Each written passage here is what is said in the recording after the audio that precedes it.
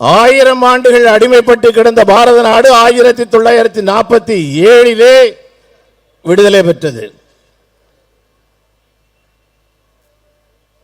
ஆனால் தமிழகம் அடிமைப்பட்டிருக்கின்றது. தமிழகம் எந்த வருஷத்தில் அடிமைப்பட்டது? 1967 அடிமைப்பட்டது. இந்த அடிமைப்படுவது என்பதற்கு பல காரணங்கள் இருந்து கொண்டிருக்கின்றன. அரசியல் ரீதியான அடிமைகள்,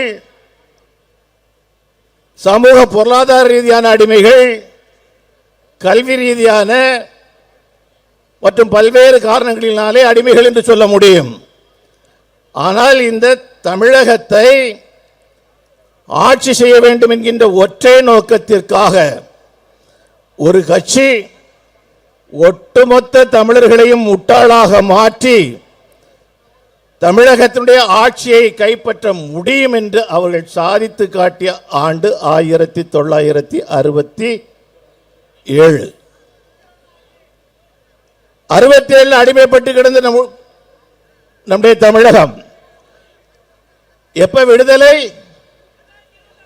2026.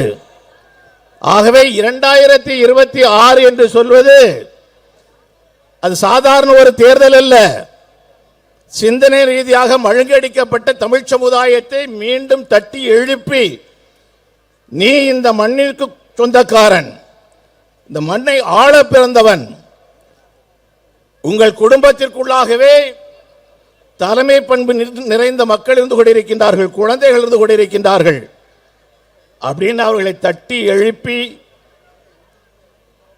26 பாடம் புகட்ட வேண்டிய பொறுப்பிலே நாம் இருந்து கொண்டிருக்கின்றோம். எனது அருமை சகோதரர்களே, எந்த அளவுக்கு நம்மை முட்டாளாக்கி இருக்கின்றார்கள் என்பதை சற்று நீங்கள் கவனம் கொடுத்து பாருங்கள். இந்த ஹிந்தி பிரச்சனை எப்ப தெரியுமா வந்தது?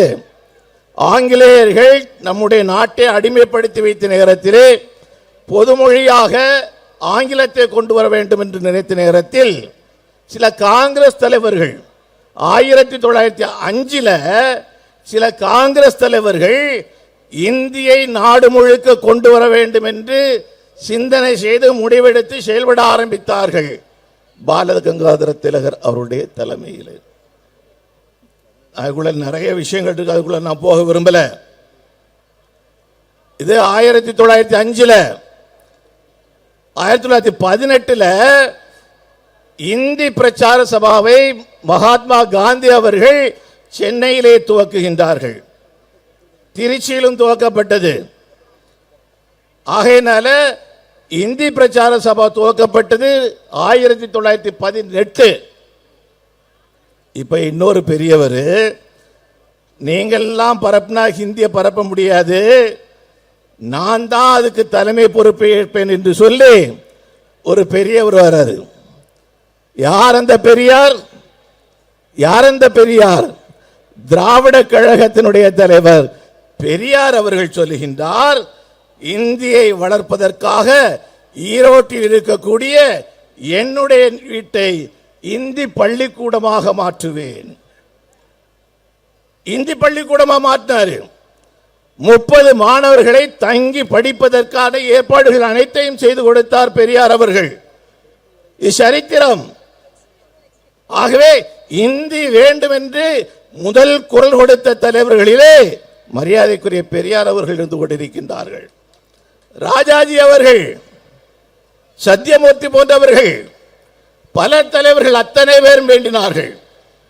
1937 மும்மொழி கொள்கை ஏறக்குறைய ஹிந்தி வேண்டும் என்கின்ற நிலைமையில் வருது. போராட்டங்கள் நடைபெறுகின்றன. அன்னைக்கு சிஎம் இருந்தது ராஜகோபாலாச்சாரியார் அவர்கள், ராஜாஜி அவர்கள். அது முடியுது. பின்னாடி என்ன வருது அப்படின்னு சொன்னா, திராவிட முன்னேற்ற கழகம் 1949 திராவிட கழகத்திலிருந்து பிரிந்து வந்த பின்பாக தமிழகத்திலே ஆட்சியை பிடிக்க வேண்டும் என்று சொன்னால் மொழி உணர்வை தூண்டிவிட வேண்டும் என்று சொல்லி அவர்கள் மீண்டும் இந்தி பிரச்சனையை கொண்டு வருகின்றார்கள். பல போராட்டங்கள் நடைபெறுகின்றன. அப்பாவிகள் தீயிட்டு கொளுத்தப்பட்டார்கள்.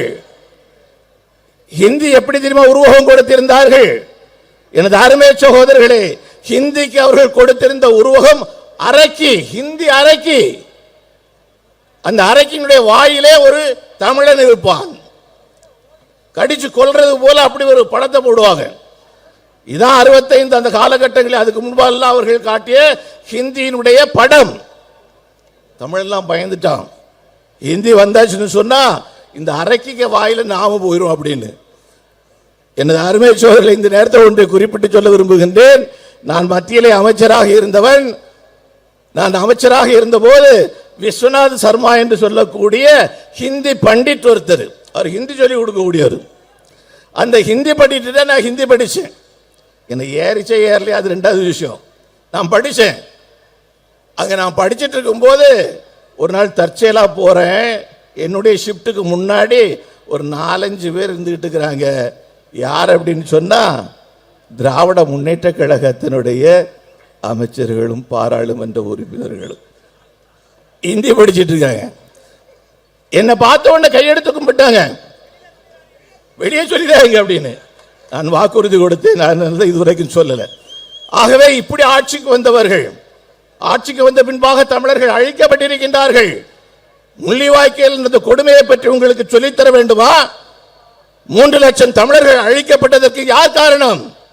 கலைஞர்களுடைய 1.5 மணி நேர உண்ணாவிரதம் தானே காரணம். அதுதானே காரணமாக அமைந்திருந்தது. 3 லட்சம் தமிழர்களை கொண்டவர்களை அந்த ராஜபக்சே சென்று பாராட்டு தெரிவிப்பதற்காக 10 பாராளுமன்ற உறுப்பினர்கள் அனுப்பி வைக்கப்பட்டார்களே. அந்த பாராளுமன்ற உறுப்பினர்கள் போன நேரத்தில் அனுப்பி வைத்தது யார்? மரியாதைக்குரிய கலைஞர் அவர்கள், மரியாதைக்குரிய டி.ஆர். பாலு அவருடைய தலைமையில் சென்றார்கள். அண்ணன் திருமாவளவன் அவர்கள் அந்த குழுவில் இருந்தார்கள். சுதந்திரன் ஆட்சேபன் இருந்தார்கள். என்எஸ்வி சித்தன், எல்லாருக்கும் பேரும் சொல்ல வேண்டாம், எல்லாரும் இருந்தாங்க. அங்க வச்சு ராஜபக்சே சொல்றாரு, அன்னைக்கு கடைசி நாள்ல பிரபாகரன் கொண்ட நேரத்தில் நீ இருந்திருப்பா இன்னைக்கு நீ உயிரோடு இங்க இருக்க மாட்டேன் அப்படின்னு. ஒரு எதிர்ப்பு தெரிவிக்கவில்லை, ஒரு எதிர்ப்பு தெரிவிக்கவில்லை. ஒரு தமிழன், ஒரு தன்மான தமிழன் திருமாவளவன் அவர்கள் அங்கே அவமானப்படுத்தப்பட்ட நேரத்திலே தமிழ்நாடு அரசாங்கத்தினுடைய முதலமைச்சராக மரியாதைக்குரிய கலைஞர் அவர்கள் இந்த நேரத்திலே ஒரு எதிர்ப்பும் தெரிவிக்கவில்லை. இன்னைக்கு தமிழகத்தினுடைய நிலைமை என்ன? ஆட்சிக்கு வந்து 60 ஆண்டுகள் நிறைவு இருக்கின்றது. நிலைமை என்ன? எல்லா நிலைகளிலும் ஊழல், பேப்பரை திறந்தா கொலை, கற்பழிப்பு, ஒட்டுமொத்தமாக தமிழகம் அழிந்து கொண்டிருக்கின்றது. இந்த வீழ்ச்சியில் இருந்து தமிழகத்தை காக்க வேண்டும் என்று சொன்னால் நம்முடைய இலக்கு 2021 அர்ஜுனனுடைய இலக்கு எதில் இருந்தது? அர்ஜுனனுடைய இலக்கு எதில் இருந்தது? கண்ணில் இருந்தது போல பாரதிய ஜனதா கட்சிக்காரர்கள் மட்டுமல்ல, தமிழகத்தில் இருக்கக்கூடிய 8 கோடி தமிழர்களுடைய பார்வையும் திராவிட முன்னேற்ற கழகம் அழிக்கப்பட்டாக வேண்டும், ஒழிக்கப்பட்டாக வேண்டும், மீண்டும் ஜனநாயகத்துடைய ஆட்சி இங்கே வந்தாக வேண்டும் என்கின்ற நிலையை உருவாக்குவது மட்டுமே நம்முடைய இலக்காக இருக்க வேண்டும் என்று சொல்லிக்கொண்டு இங்கே வந்திருக்கக்கூடிய, கடல் போல வந்திருக்கக்கூடிய அத்தனை சகோதரர்களுக்கும் என்னுடைய வணக்கத்தையும் வாழ்த்துக்களையும் தெரிவித்து வைராக்கியத்தோடு வாழ்வோம். 2026 நமக்கான காலம் என்று கூறி அமைகின்றேன். நன்றி, வணக்கம்.